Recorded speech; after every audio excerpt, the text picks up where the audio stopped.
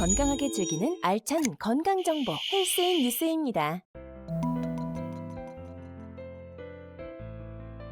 안녕하세요. 헤아리마니원 일산점 이지은 원장입니다. 오늘은 ADHD의 예후 및 관리 방법에 대해서 이야기할까 합니다.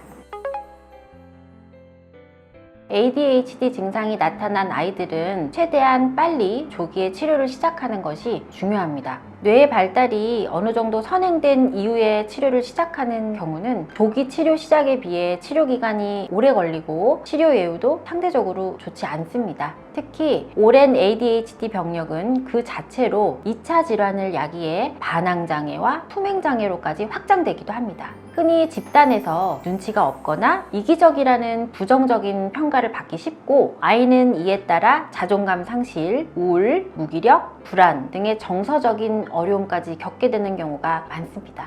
ADHD의 조기 치료를 통해서 이러한 문제들을 적극 예방하거나 효과적으로 개선시킬 수 있습니다.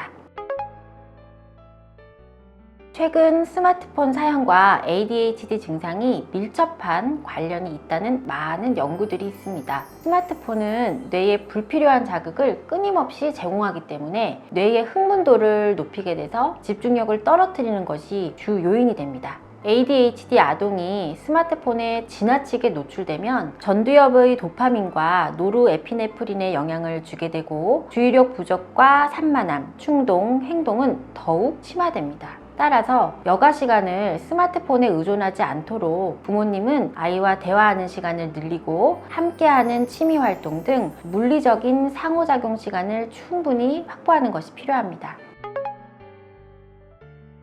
아이가 ADHD일 때는 결과 중심으로 꾸짖거나 혼나는 경험이 상대적으로 많습니다. 이 또한 치료에는 큰 도움이 되지 않습니다. 칭찬과 격려를 기반하는 어른들의 태도가 선행되는 것이 매우 중요합니다. 또한 ADHD 아동들은 자극에 민감하기 때문에 동시에 여러 과제를 주는 것보다 한 번에 하나씩 과제를 내주는 것이 좋고, 쉽게 산만해지기 때문에 수업 참여 시에는 강의록, 유인물 등의 파일로 따로 제공하는 형태로 수행에 어려움을 겪는 지점에 적절한 도움을 주는 것이 좋습니다.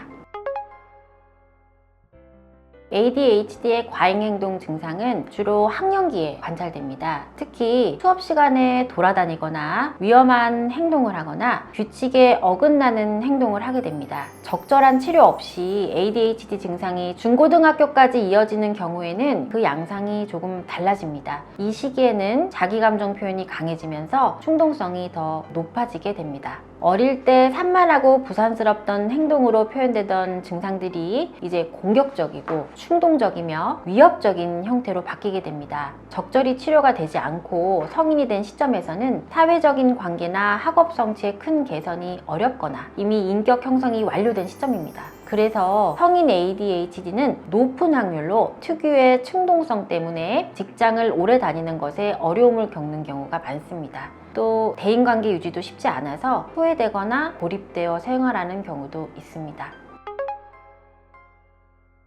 만족지연 능력을 길러주시면 됩니다. 만족지연이란 더 큰 결과를 얻기 위해 당장의 즐거움과 욕구를 참아내는 능력입니다. ADHD 아이들은 억제력이 부족하고 충동성이 높아서 당장의 욕구를 해소해야 합니다. 처음 보는 물건이 있으면 양해도 구하지 않고 손부터 갖다 대거나 위험한 결과가 예측되는 일들도 불사하고 충동적으로 행동합니다. 만약 자녀가 원하는 것이 도덕적 기준에 어긋나는 것이라면 억지로 공감해주지 않으셔도 됩니다. 오히려 해서는 안 돼 라고 단호하게 알려주셔야 하고, 자녀가 집중을 하지 못하여도 눈을 마주치고 반복해서 간결하게 알려줘야 합니다. 다만 아이가 원하는 것이 허용 가능한 범위라면 언제 되는지 조건부로 알려주시고, 얼만큼 시간이 필요한지, 상황이 중간에 어떻게 바뀌는지까지는 알려주시는 것이 좋습니다.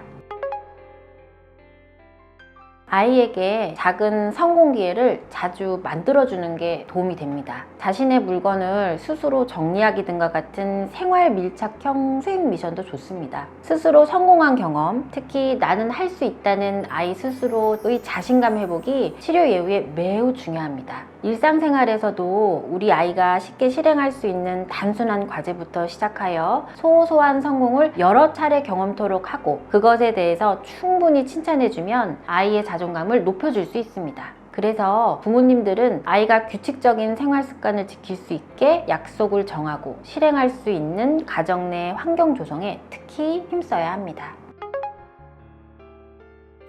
공부는 작업 기억력, 주의 집중력 등과 같이 다양한 인지 기능들을 복합적으로 요구합니다. 그런데 이러한 것들은 ADHD 아이들에게 취약한 부분이라 학업에서 뒤처지는 경우가 많습니다. 따라서 아이들의 학업 문제는 ADHD의 결과로 이해할 필요가 있습니다.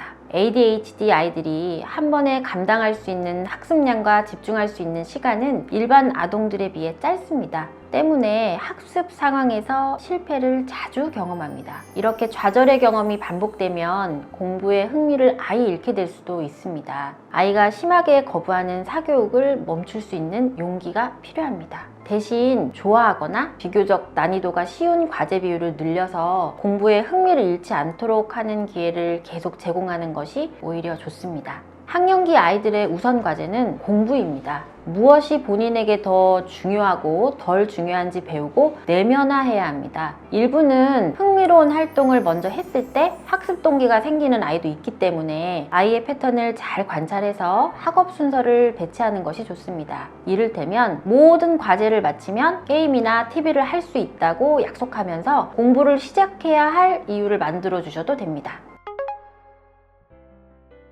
칭찬할 부분이 하나도 없어도 칭찬할 점을 찾아내시기 바랍니다. 행동은 미숙하지만 아이가 노력했던 흔적, 잘 드러나지 않았던 선한 의도, 일상 속 사소한 성취가 모두 포함입니다. 도와주려고 했구나, 오늘은 화내지 않았네, 이렇게 칭찬하시면 됩니다. 칭찬은 성패 여부와 무관하게 언제든지 할 수 있다는 것을 기억해 주세요. 다음으로는 부모님의 감정 소통 방식을 체크해 보셔야 합니다. 아이의 감정에 무관심하게 반응했거나 아이가 호소하는 감정을 부정하거나 부정적인 감정을 참아내고 이겨내야 하는 것이라고 가르치셨거나 감정 표현이 어려운 아이에게 누차 반응을 재촉을 해왔던 패턴이 있었다면 아이는 자신의 감정을 표현하지 못하도록 억압되었던 경험으로 소통에 어려움을 겪습니다. 부모님들은 마치 자녀를 작은 성인처럼 여기는 실수를 자주 하곤 합니다. 특히나 모범적인 유년 시절을 보낸 부모님이라면 자신의 경험을 근거해서 아이를 더욱 몰아세웁니다. 당연한 걸 하지 못하고 있다는 아이를 향한 불신의 실체는 부모님의 기대입니다.